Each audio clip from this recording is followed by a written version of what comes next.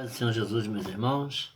Então vamos ao sexto e último capítulo da Epístola de Gálatas. Só para lembrar, nós continuaremos o estudo do Novo Testamento por ordem cronológica. Não sei se os irmãos estão lembrados, né? Na época que o irmão Pedro estava com a gente na mesa e ele deu essa ótima ideia da gente estudar o Novo Testamento, mas de uma forma cronológica, onde o primeiro livro, em ordem cronológica, é Gálatas, tá? Aí depois eu vou passar para vocês por WhatsApp a relação dos livros em ordem cronológica, tá bem? A Bíblia foi escrita nesta ordem. Não, a Bíblia foi escrita, na verdade, de uma ordem lógica aos acontecimentos por gêneros literários. Livros históricos, livros poéticos, livros proféticos, né? As cartas e até chegar Apocalipse. Assim foi escrito a Bíblia, né? E então nós vamos agora ter uma ideia do que é ordem cronológica. Vamos lá um pouquinho estudar e saber o que é alguma coisa estar em ordem cronológica. Então, vamos lá. Simplesmente é o segmento da ordem natural das coisas. Fácil assim, né? Eu fiz uma pesquisa e encontrei a seguinte definição.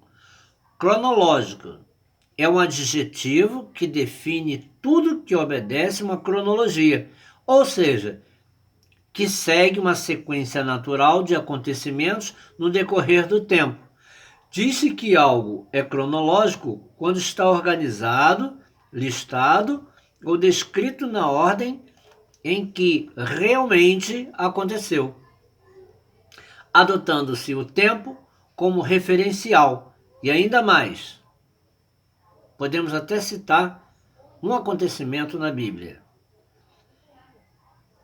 que está fora da ordem cronológica. Alguém sabe? Vamos lá. Observem o texto. Vou contar uma história que eu tirei, tá? Eu fiz uma pesquisa e eu trouxe para trazer para os irmãos.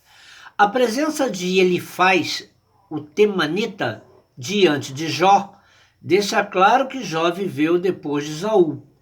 E depois que os edomitas ocuparam a terra de Uz, Bildade, o suíta, é descendente de Abraão, através de Quetura. Esse texto, isso que eu estou lendo aqui, vocês vão encontrar em Gênesis 25, do 1 em diante. Se vocês pararem lá para ler, vocês vão ver que isso que eu estou falando aqui agora está lá. Resumindo, Jó claramente viveu após Esaú, na terra de Uz, que era parte de Edom. Amém? E o livro de Jó na Bíblia? Onde é que ele está estabelecido? Ele está posicionado ali, depois da história de Abraão, depois de Isaac, Jacó? Não. O livro de Jó, ele está posicionado exatamente entre o livro de Esther e Salmos, né? Onde deveria estar logo lá depois de Gênesis, né? Vamos colocar assim. Daí podemos concluir que os livros não estão em ordem cronológica. O que eu vou fazer? Depois eu vou pegar a lista, não deu tempo de eu fazer, mas faço. Vou fazer e vou enviar para vocês a relação dos livros nesta ordem. Amém? Deu para entender? Se não deu para entender, volta o vídeo e escute tudo novamente. Então vamos lá. Então vamos dar início ao nosso estudo em Gálatas 6. E eu vou fazer aqui um pequeno resumo, como sempre tenho feito. Depois de Paulo ter falado aos Gálatas, no capítulo 5, sobre liberdade que há em Cristo, Paulo falou também da luta que há entre a carne e o espírito. Isso foi no capítulo anterior. Luta essa que nunca parou. Luta essa que nunca parou, né? Nem vai parar. Principalmente com muitos crentes. Sabe por quê? Porque achamos que somos fortes o bastante para superar as tentações desse mundo. Por nós mesmos. Achamos que estamos ricos e abastecidos, como aquela igreja lá em Apocalipse. Por isso acontece essa divergência entre a carne e o espírito, essa luta, né? Onde quem deve prevalecer é o espírito. Porque se a carne prevalecer, meu amigo, você vai caminhar direto para o inferno. Porque o que a carne quer é totalmente divergente e contrário do que o espírito precisa para que nós possamos conseguir a nossa salvação em Cristo. Agora, no capítulo 6, Paulo vai trazer uma orientação sobre mutualidade cristã, que na verdade nada mais é do que comunhão cristã, do que ter comunhão entre irmãos, né? E então vamos fazer a leitura do texto de Gálatas. Deixei aqui minha Bíblia aqui atrás. Então vamos lá, vamos ler o livro de Gálatas, do 1 ao versículo 5. Diz assim a palavra do Senhor: Irmãos, se algum homem chegar a ser surpreendido em alguma ofensa, vós que sois espirituais, encaminhai o tal com o espírito de mansidão, olhando por ti mesmo, para que não sejas também tentado. Levai as cargas uns dos outros, e assim cumprirei a lei de Cristo. Porque se alguém cuida ser alguma coisa, não sendo nada, engana-se a si mesmo. Mas prove cada um a sua própria obra, e terá glória só em si mesmo, e não no outro. Porque cada qual levará a sua própria carga. 6, versículo 6. E o que é instruído na palavra, reparta de todos os seus bens com aquele que o instrui.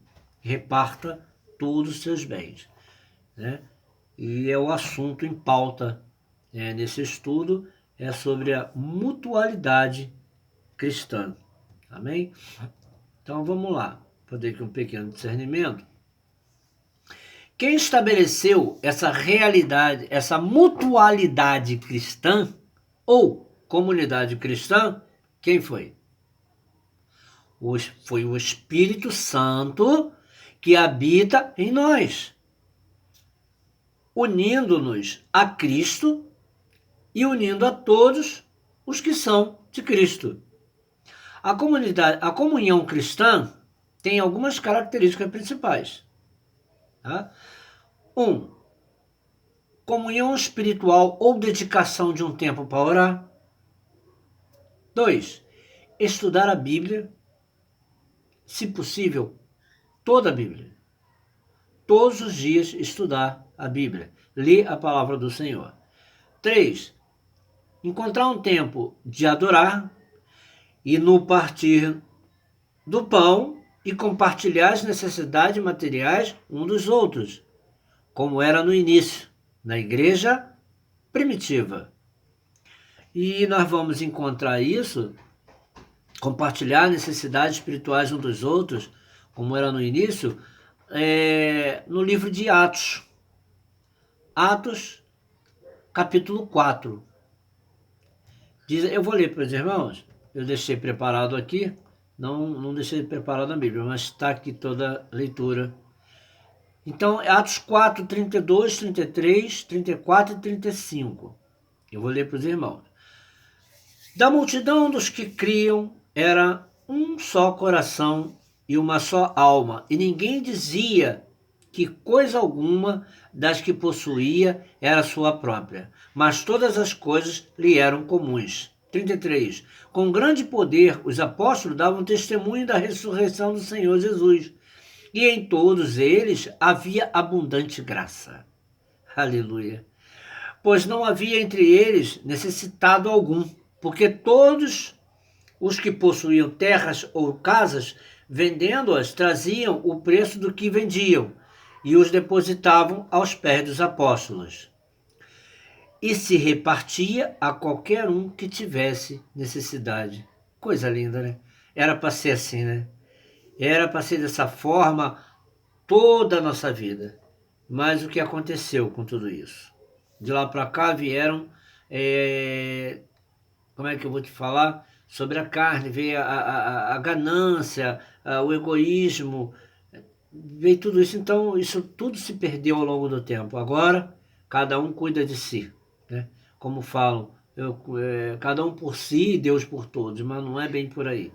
Nós temos que estar pensando no nosso irmão. Sempre que houver necessidade, sempre que puder, a gente tem que estar ali compartilhando algo com nossos irmãos.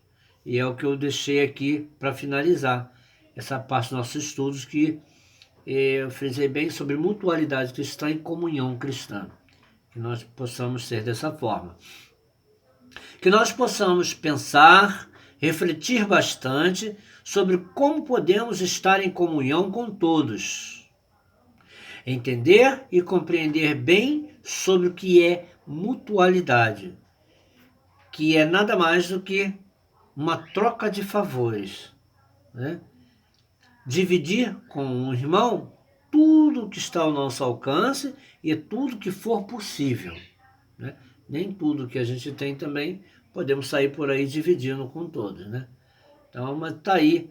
Eu espero que tenha deixado a mensagem para os irmãos nesse estudo, nesse pequeno discernimento de Gálatas 6, de 1 a 5. Semana que vem a gente de 6, né? Semana que vem a gente continua então do versículo 7 em diante.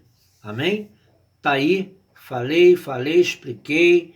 Espero que tenha sido compreendido. E vamos à nossa bênção apostólica, amém? Vamos lá, em nome de Jesus.